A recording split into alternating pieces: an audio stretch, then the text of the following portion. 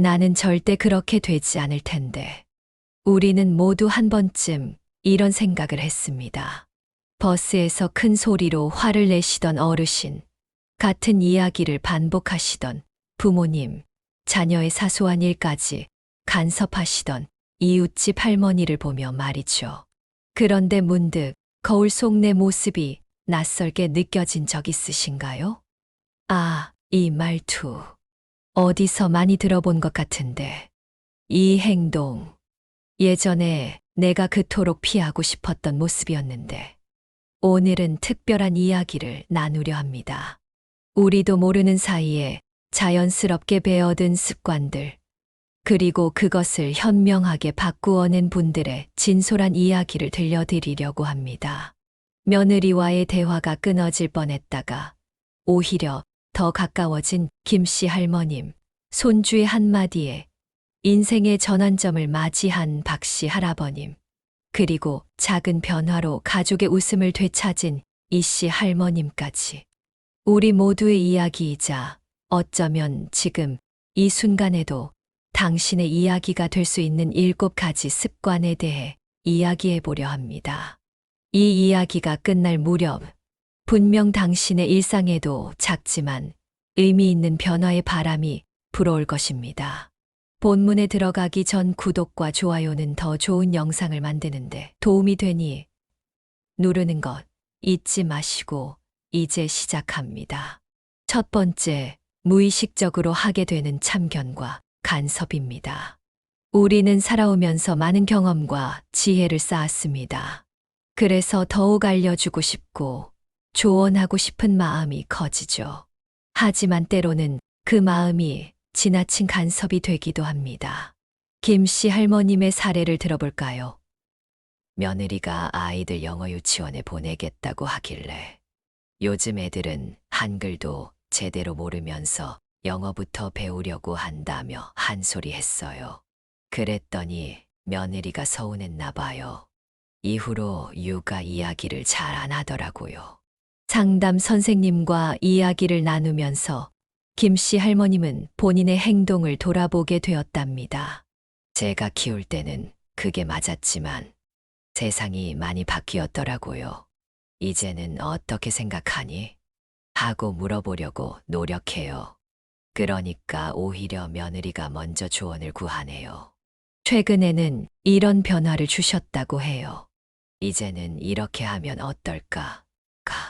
아니라 내가 뭐를 도와줄까? 라고 물어봐요. 그러다 보니 며느리와의 관계가 더욱 가까워졌어요. 최 씨 할머님의 경우는 또 다른 교훈을 줍니다. 맏며느리가 직장을 다니면서 육아를 하는 게 너무 안쓰러워서 틈만 나면 그만두고 애들이나 잘 키우지라는 말을 했어요. 어느 날 작은 아들이 절 찾아왔더군요. 어머니, 형수님이 많이 힘들어해요. 일도 육아도 다 소중하거든요. 그제서야 알았죠. 제가 도움이 되려다 오히려 큰 부담을 드린 거죠. 강씨 할아버님의 사례는 손주 교육에 관한 것입니다. 손주가 미술을 전공하겠다고 했을 때 처음에는 강하게 반대했어요. 그림이 밥 먹여주냐면서요. 그런데 어느 날 손주의 스케치북을 보게 됐어요.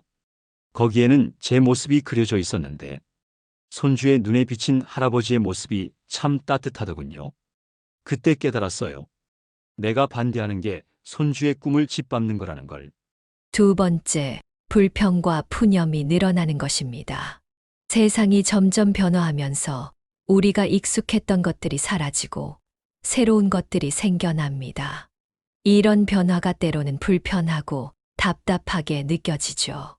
박씨 할아버님은 버스 정류장에서 일어난 일을 들려주셨습니다. 요즘 젊은 사람들은 다들 핸드폰만 보고 있어서 자리도 안 비켜주고 하면서 큰 소리로 불평했어요. 그런데 옆에 있던 손주가 할아버지, 그 분들도 다 피곤할 거예요, 할아버지처럼요. 그 말이 가슴을 찔렀어요. 문득 제가 젊었을 때도 신문을 보느라 어르신들께 신경 못 썼던 기억이 났거든요. 최 씨 할머님은 시장에서의 경험을 나누셨습니다. 물가가 올랐다고 매번 한숨만 쉬고 있었어요. 그러다 문득 옆에서 딸이 한숨 쉬는 게 보이더라고요. 나중에 들어보니 제가 있을 때마다 불평을 해서 같이 장보기가 힘들었다네요. 이제는 조금 비싸도 요즘 농사 짓기도 힘들 텐데 하고 이해하려 노력해요. 여기에 이 씨 할머님은 특별한 방법을 제안하셨습니다. 하루의 불평은 딱 3번만 하기로 약속했어요. 그것도 아침에 일어나자마자 거울 보며 하고, 그러다 보니 정작 중요한 일에만 신경 쓰게 되더라고요. 장씨 할아버님은 불평 대신 감사일기를 쓰기 시작하셨답니다. 매일 밤 좋았던 일 하나를 꼭 적어요. 처음엔 쓸 게 없더니 시간이 지날수록 감사할 일이 보이기 시작하더라고요. 길에서 마주치는 젊은이들의 미소도, 마트 직원의 친절한 안내도 모두 감사한 일이 되었죠. 3번째, 고집스러운 태도입니다. 나이가 들수록 우리는 익숙한 것에 더 편안함을 느끼게 됩니다. 하지만 때로는 이런 익숙함이 지나친 고집이 되기도 하죠. 정씨 할아버님은 스마트폰 사용을 한사코 거부하셨답니다. 난 그냥 전화만 되면 된다고 고집 부렸어요. 그러다 코로나 때 손주들 영상통화도 못하고 결국 아들이 알려주는 대로 배워보니 세상이 달라지더군요. 이제는 손주들이랑 매일 얼굴 보면서 이야기해요. 여기에 더해 정씨 할아버님은 이런 말씀도 하셨죠. 처음엔 실수할까봐 겁났는데 손주들이 할아버지가 이런 것도 하시네 하고 좋아하는 모습을 보니 더 열심히 하게 되더라고요. 이제는 배달 어플로 음식도 시키고 은행 업무도 폰으로 해결해요. 강씨 할머님의 사례도 들어볼까요?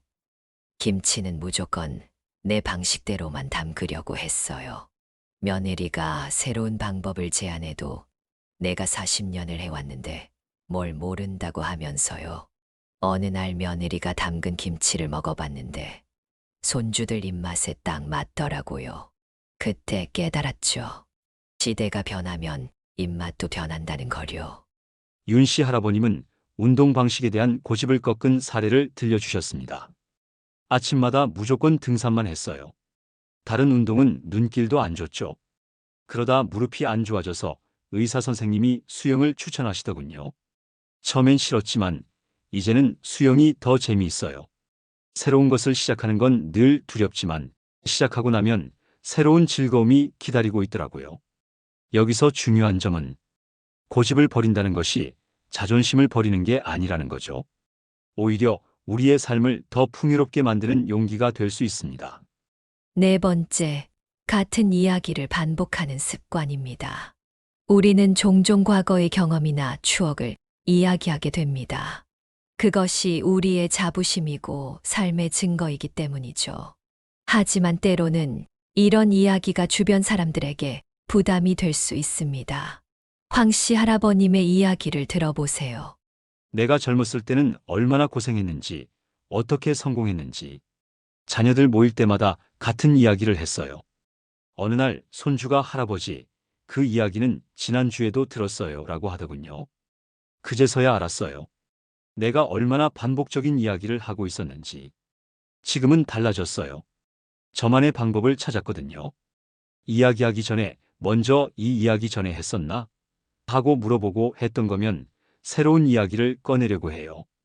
특히 손주들에게 그들의 이야기를 더 많이 물어보죠. 그러다 보니 손주들이 오히려 제 옛날 이야기를 궁금해하며 먼저 물어보더라고요. 오씨 할머님은 이런 습관을 독특한 방법으로 고치셨답니다. 딸이 녹음기를 하나 선물했어요. 내가 하고 싶은 옛날 이야기를 거기다 다 녹음해 두었죠. 마치 일기를 쓰듯이요. 그러고 나니 마음이 한결 가벼워졌어요. 이제는 누군가 만나면 새로운 이야기를 하려고 노력해요. 특히 상대방의 이야기를 더 많이 들으려고요. 김씨 할아버님은 재미있는 시도를 하셨습니다. 손주들과 약속했어요. 제가 같은 이야기를 3번 이상 반복하면 아이스크림을 사주기로요. 처음엔 아이스크림 값이 많이 나갔는데 이제는 이야기를 시작하기 전에 한 번 더 생각하게 되더라고요. 덕분에 새로운 이야기 소재도 찾게 되고 손주들과의 대화도 더 재미있어졌어요. 5번째, 남의 일에 대한 지나친 관심입니다. 우리 동네에서 무슨 일이 일어났는지, 누구네 집 자녀가 어떻게 되었는지, 관심을 갖는 것은 자연스럽습니다. 하지만 이런 관심이 때로는 불필요한 소문이나 뒷담화가 되기도 하죠. 이 씨 할머님은 아파트 부녀회 모임에서 깨달음을 얻으셨답니다. 누구네 며느리는 어떻고, 누구네 아들은 어떻고, 이런 이야기가 일상이었어요. 그러다 우리 며느리 이야기가 다른 집에 전해졌다는 걸 알았죠. 며느리가 많이 속상해했어요. 그때부터 결심했어요. 남의 일에 대해서는 좋은 이야기만 하자고. 지금은 모임에서 이런 규칙을 정했어요. 누군가의 이야기를 할 때는 칭찬 3가지를 꼭 함께 하기로요. 그러다 보니 자연스럽게 긍정적인 이야기만 하게 되더라고요. 윤 씨 할아버님도 비슷한 경험을 하셨습니다. 경로당에서 늘 하는 게 동네 이야기였어요. 그러다 한 번은 제가 한 이야기 때문에 이웃 간의 관계가 불편해졌어요. 이제는 모임에 가면 바둑이나 두고 서로의 건강을 걱정하는 정도로만 이야기해요. 그러니까 모임이 더 화목해졌어요. 박 씨 할머님은 특별한 방법을 쓰시게 되었답니다. 궁금한 게 있으면 먼저 그 사람에게 직접 물어보기로 했어요. 소문으로 듣는 것보다 훨씬 정확하더라고요. 게다가 이렇게 하니까 오히려 더 가까워지고 신뢰도 쌓이더라고요. 한 번은 옆집 젊은 부부가 깊은 밤에 다투는 소리가 들렸어요. 예전 같으면 이웃들한테 이야기했을 텐데, 이번엔 다음 날 아침 직접 찾아가서 무슨 일 있으세요? 하고 물어봤죠. 알고 보니 이사 준비 때문에 늦게까지 짐을 정리하다가 다급해진 거였어요. 제가 김치도 담가주고 하면서 더 가까워졌답니다. 6번째, 지나친 절약 습관입니다.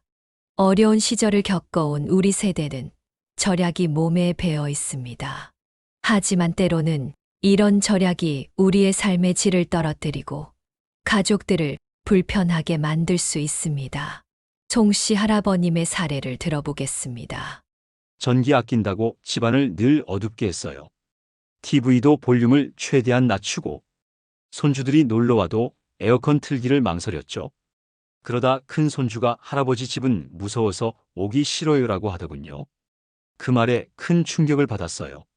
절약한다고 해봤자 한 달에 10,000원 남짓인데 그것 때문에 손주들이 오지 않는다면 그게 더 큰 손해 아닐까요?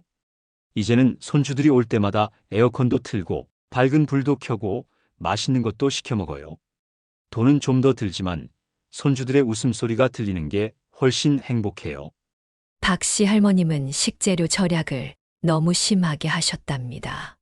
유통기한 지난 것도 아까워서 먹고 조금이라도 남으면 계속 냉장고에 보관했어요. 그러다 탈이 난 적도 있죠. 며느리가 어머니 건강이 더 중요해요라고 하더라고요. 요즘은 장 볼 때 새로운 원칙을 세웠어요. 일주일치만 사기, 유통기한 꼭 확인하기, 음식은 신선할 때 먹기. 오히려 이렇게 하니 식비가 덜 들더라고요. 상한 음식 버리는 일도 없고 건강도 좋아졌고요.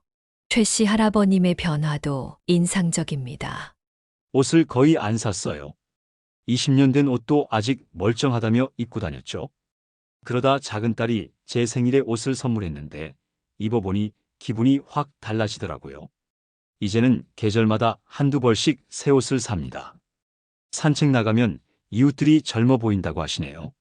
7번째, 과도한 미디어 노출 줄이기입니다. 현대 사회에서 미디어는 우리 삶의 큰 부분을 차지합니다. 하지만 때로는 미디어가 우리의 진짜 삶을 방해하기도 하죠. 임씨 할아버님은 하루 종일 TV를 켜놓고 지내셨답니다. 아침부터 저녁까지 TV만 보고 살았어요. 뉴스에 드라마에. 리모컨이 제 친구였죠. 그러다 문득 깨달았어요. 내가 남의 삶만 보고 있구나 하고요. 이제는 하루 이 시간으로 TV 시청을 제한했어요. 처음엔 답답했지만 대신 텃밭을 가꾸기 시작했더니 이게 훨씬 재미있더라고요. 요즘은 아침에 일어나면 먼저 텃밭에 나가요. TV 보던 시간에 상추도 기르고 방울토마토도 따고 이웃들과 나눠 먹는 재미가 쏠쏠해요. 얼마 전에는 손주가 할아버지 토마토가 제일 맛있어요라고 하더군요. 그 말 한마디가 드라마 100편보다 더 재미있었어요. 윤 씨 할머님은 스마트폰 게임에 빠져 계셨다가 최근에 바꾸셨답니다. 처음엔 심심풀이로 시작했는데 어느새 하루 종일 폰만 들여다보고 있더라고요. 손목도 아프고 눈도 침침해지고 특히 손주들이 놀러 와도 제대로 놀아주지 못하는 게 마음에 걸렸어요. 그래서 할머니의 새로운 도전이라고 이름 붙이고 변화를 시작했어요. 손뜨개질을 배우기 시작했는데 이게 또 재미있더라고요. 게임할 때는 혼자였는데 뜨개질은 이웃들과 함께 하니까 더 즐거워요. 다음 주에는 손주 목도리를 뜨기 시작할 거예요. 강씨 할아버님의 사례는 더욱 특별합니다. TV 중독에서 벗어나려고 매일 아침 산책을 시작했어요. 처음에는 혼자 다니다가 이제는 동네 친구들과 함께 걷는 모임이 됐죠. 우리끼리 새벽 드라마라고 부르는데 실제 드라마보다 더 재미있어요. 서로의 인생 이야기도 나누고 건강도 좋아지고 일석이조네요. 사랑하는 청취자 여러분, 오늘 우리가 함께 나눈 7가지 이야기들이 어떻게 다가오시나요? 과도한 참견과 간섭이 사랑의 표현이었다는 것, 끊임없는 불평이 사실은 변화에 대한 두려움이었다는 것, 완고한 고집이 자존심을 지키기 위한 방패였다는 것. 우리의 모든 행동에는 그만한 이유가 있었습니다. 하지만 우리는 변할 수 있습니다. 김씨 할머님이 며느리의 마음을 이해하게 되었듯이 박씨 할아버님이 손주의 한마디에 삶의 방향을 바꾸셨듯이 그리고 이씨 할머님이 용기 내어 새로운 시도를 하셨듯이 말입니다. 나이 든다는 것은 단순히 세월을 더하는 것이 아닙니다. 더 현명해지고 더 너그러워지고 더 깊어지는 여정입니다. 우리가 젊었을 때 보았던 어르신들의 모습이 이제는 우리의 모습이 되어 있다는 것은 부끄러운 일이 아닙니다. 중요한 것은 우리가 그것을 인정하고 더 나은 모습으로 변화하려 노력하는가 하는 것이지요. 어쩌면 진정한 노년의 지혜는 나이가 들수록 더 겸손해지는 것인지도 모릅니다. 우리의 경험은 소중하지만 그것이 절대적인 진리가 아님을 인정하는 것, 변화를 두려워하지 않고 받아들이는 것, 그리고 때로는 젊은 세대에게 배우려는 자세를 가지는 것. 우리 앞에는 2개의 길이 있습니다. 나이 들미라는 자연스러운 흐름 속에서 그저 굳어져가는 삶을 살 것인가? 아니면 끊임없이 깨어있는 마음으로 성장해 나갈 것인가? 선택은 우리의 몫입니다. 삶의 황혼역, 우리가 그려낼 수 있는 가장 아름다운 그림은 어쩌면 이해하려 노력하는 마음과 변화를 받아들이는 용기가 만나는 바로 그 지점에 있는지도 모릅니다. 다음 주에도 여러분의 일상의 작은 울림이 될 수 있는 이야기로 찾아뵙겠습니다. 늘 건강하시고 행복하세요. 안녕히 계세요.